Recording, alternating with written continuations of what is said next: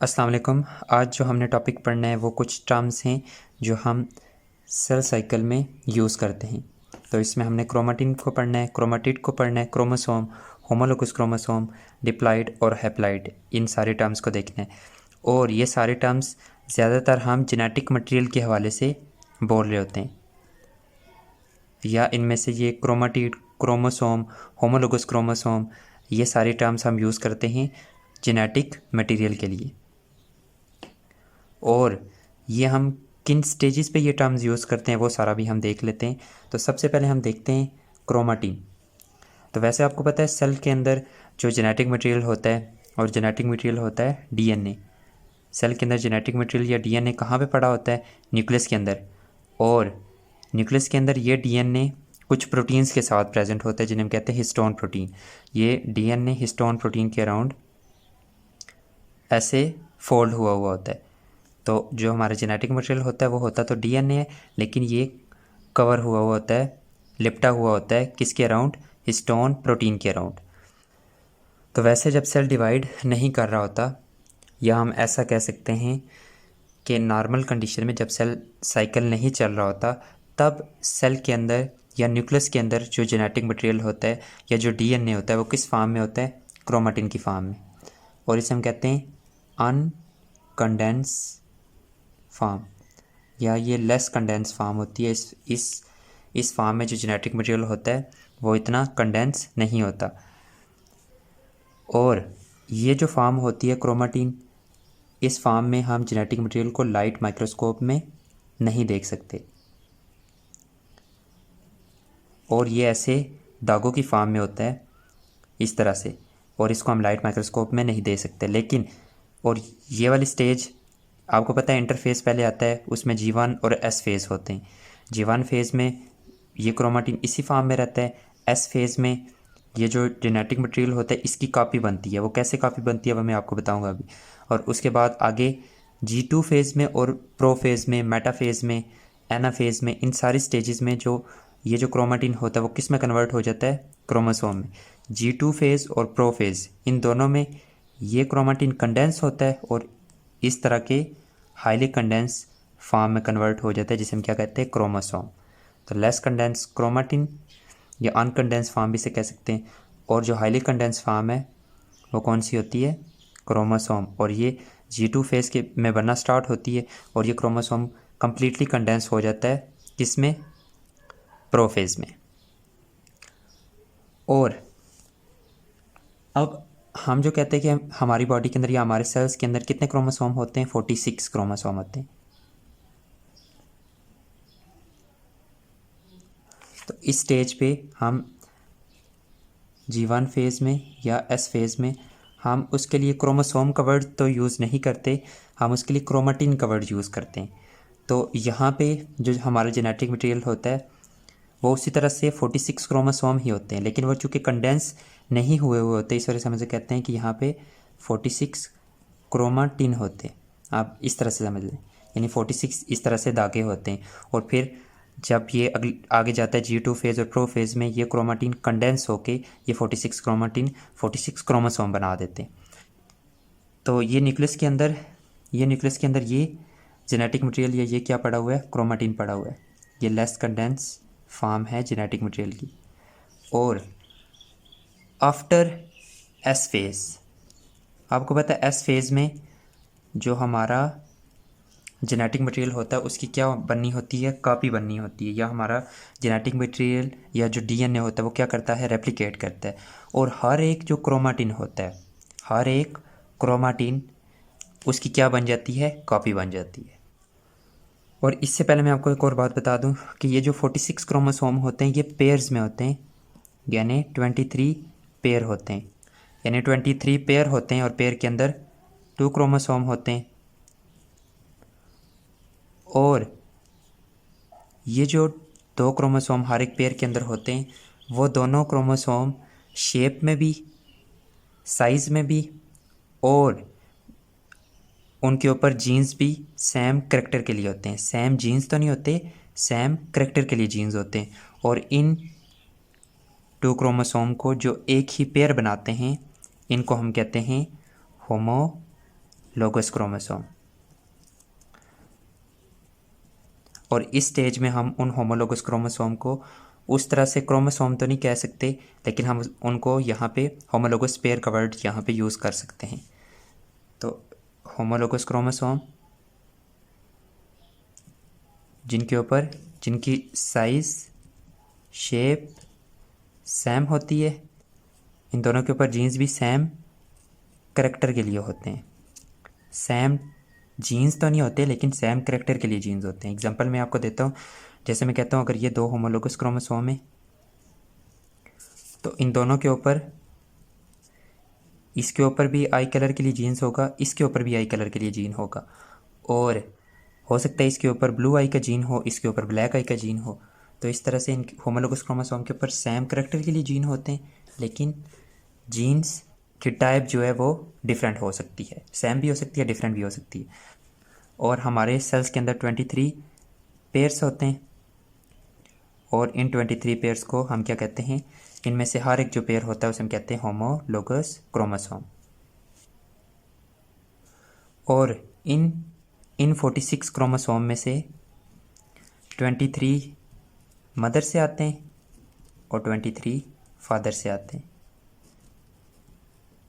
यानी हर एक पेयर के अंदर जो क्रोमोसोम होते हैं उनमें से एक मदर से, दूसरा फादर से, हर एक पेयर के अंदर। तो 23 पेयर हैं, 23 के 23 पेयर्स में से हर एक पेयर के अंदर एक क्रोमोसोम मदर से, दूसरा क्रोमोसोम फादर से।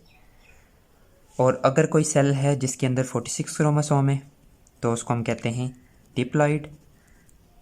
और अगर कोई सेल है जिसके अंदर सिर्फ हैं ही 23 क्रोमोसोम, जैसे कि गैमेट्स में होते हैं, जैसे एग और स्पर्म, और इनके लिए हम यूज़ करते हैं हैप्लॉइड का वर्ड। यानी ये जो गैमेट्स होते हैं इनके अंदर जो 23 होते हैं, उन 46 पेयर में से सिर्फ 23 क्रोमोसोम इन गैमेट्स के अंदर होते हैं। यानी गैमेट्स के अंदर जो हर एक क्रोमोसोम होता है उसका पेयर नहीं होता। तो इसके बाद यहाँ पे क्रोमाटिन की तरफ वापस आते हैं। तो यहाँ पे 46 क्रोमाटिन अगर हम कह रहे हैं तो यहाँ पे 23 क्या होंगे, इन 23 पेयर्स होंगे, यानी 46 क्रोमाटिन और 23 पेयर होंगे। तो ये जो 46 क्रोमोसोम हैं इस स्टेज में, यानी G1 फेज़ में या S फेज़ में, हम उन्हीं 46 क्रोमोसोम के लिए या वो जो 23 पेयर होते हैं उनके लिए हम क्रोमाटिन का वर्ड यूज़ करते हैं। और यानी यहाँ पे आप समझ लें कि 46 क्रोमाटिन, उस तरह से समझ लें कि 46 धागे प्रेजेंट होते हैं। और आफ्टर S फेज़ हर एक जो क्रोमाटिन होता है, हर एक क्रोमाटिन वो अपनी कॉपी बना लेता है। तो यहाँ पे मैं कहता हूँ अगर मैं सिर्फ यहाँ पे 6 क्रोमाटिन की एग्जांपल लूँ तो यहाँ पे हर एक क्रोमाटिन अपनी क्या बना लेता है, कॉपी बना लेता है। ये इस तरह से, इस तरह से। तो अगर मैं कहता हूँ कि ये 6 क्रोमोसोम है, यानी कितने पेयर हैं, एक ये पेयर है, दूसरा ये पेयर है और तीसरा ये पेयर है। एस फेज से पहले ये पेयर इस तरह से थे, लेकिन एस फेज के बाद ये जो एक पेयर था, इस पेयर के अंदर ये 2 क्रोमाटिन थे या ये 2 क्रोमोसोम थे। आफ्टर एस फेज इस हर एक क्रोमाटिन फाइबर अपनी क्या क्या बना लेता है, अपनी एक साथ में कॉपी बना लेता है। और ये जो साथ में कॉपी बनती है इसके लिए हम वर्ड यूज़ करते हैं सिस्टर क्रोमाटिड। G2 फेज़ और प्रो फेज़ के बाद ये जो क्रोमाटिन होता है ये कंडेंस होके इस तरह का क्या बना देता है, क्रोमोसोम। और ये क्रोमोसोम लाइट माइक्रोस्कोप में हम देख सकते हैं। इसके बाद अगर हम इस क्रोमोसोम को अलग से देखें तो हमें इस क्रोमोसोम के अंदर, एक क्रोमोसोम के अंदर 2 आर्म्स नज़र आती हैं। और ये जो आर्म्स होती हैं इनका मतलब क्या है, पहले आपको पता है 46 क्रोमाटिन, मैंने बोला था आपको कि G1 फेज़ और S फेज़ से पहले G1 फेज़ के अंदर कितने क्रोमाटिन फाइबर होते हैं, 46 क्रोमाटिन फाइबर।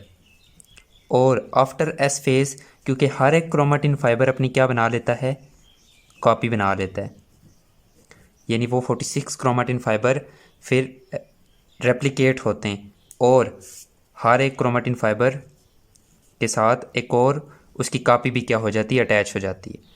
तो यहाँ पे आप समझ लें 92 क्रोमाटिन फाइबर्स बन जाते हैं। और ये जो 92 क्रोमाटिन फाइबर होते हैं या ये क्रोमाटिन फाइबर फिर आगे G2 फेज़ में और प्रो फेज़ में ये कंडेंस होकर क्या बनाते हैं, क्रोमोसोम। तो एक क्रोमोसोम के अंदर जो दो आर्म्स होती हैं उन दोनों आर्म्स को हम कहते हैं क्रोमाटिड। यानी एक क्रोमोसोम के अंदर हमें दो आर्म्स मिलती हैं, दोनों को हम क्या कहते हैं, क्रोमाटिड। और ये होती हैं, इन्हें हम कहते हैं सिस्टर क्रोमाटिड। ये दोनों आर्म्स जो एक क्रोमोसोम के अंदर होती हैं, उसमें से एक आर्म एस फेज से पहले वाला क्रोमाटिन फाइबर होता है, एक आर्म ये वाली एस फेज से पहले क्रोमाटिन फाइबर जो होता है वो होता है। और क्योंकि एस फेज के बाद हर एक क्रोमाटिन फाइबर की कॉपी बन जाती है, या एस फेज के अंदर हर एक क्रोमाटिन फाइबर की क्या बन जाती है, कॉपी बन जाती है। और वो क्रोमाटिन फाइबर पहले वाले क्रोमाटिन फाइबर के साथ अटैच हो जाता है। और यहाँ पे देखिए जो दूसरी आर्म होती है इस क्रोमोसोम के अंदर, ये कौन सी होती है, ये जो आफ्टर एस फेज बनती है या एस फेज के अंदर बनती है। तो इस तरह से एक क्रोमोसोम के अंदर हमें दो आर्म्स नज़र आती हैं। तो यहाँ पे आपने ध्यान में रखना है कि ये भी एक क्रोमोसोम होता है, फ़र्क सिर्फ ये है कि इसके अंदर एक क्रोमाटिड है, और ये भी एक ही क्रोमोसोम है, फ़र्क सिर्फ ये है कि इसके अंदर दो क्रोमाटिड हैं। तो यहाँ पे आपने ध्यान में रखना है कि जो क्रोमोसोम होते हैं, क्रोमोसोम का नंबर 46 ही रहता है, क्रोमोसोम का नंबर 46 ही रहता है एस फेज से पहले, क्योंकि उसमें हम उसे क्रोमोसोम तो नहीं कह रहे होते, G1 फेज में हम उसे क्रोमाटिन कह रहे होते हैं। तो उस स्टेज में भी जो क्रोमोसोम का नंबर है वो कितना रहता है, 46 ही रहता है। और after S phase B chromosome का नंबर 46 ही रहता है। अब क्यों 46 रहता है, क्योंकि क्रोमोसोम की तादाद 46 ही रहती है, लेकिन जो क्रोमाटिड होते हैं, क्रोमाटिड, उनकी तादाद बढ़ जाती है। तो आफ्टर एस फेज क्रोमोसोम तो 46 ही रहते हैं, लेकिन ये जो आर्म्स होती हैं जिन्हें हम कहते हैं क्रोमाटिड, ये क्या हो जाती हैं, ज़्यादा हो जाती हैं। यानी हर एक क्रोमोसोम की क्योंकि कॉपी बनती है, इसकी कॉपी इसके साथ इस तरह से 46 क्रोमोसोम ही रहते हैं, लेकिन जो क्रोमाटिड होते हैं वो कितने हो जाते हैं, 92 क्रोमाटिड। तो ये आपने ध्यान में रखना है। इसके बाद तो आफ्टर एस फेज हर एक जो क्रोमाटिन फाइबर होता है उसकी साथ में क्या बन जाती है, एक कॉपी बन जाती है।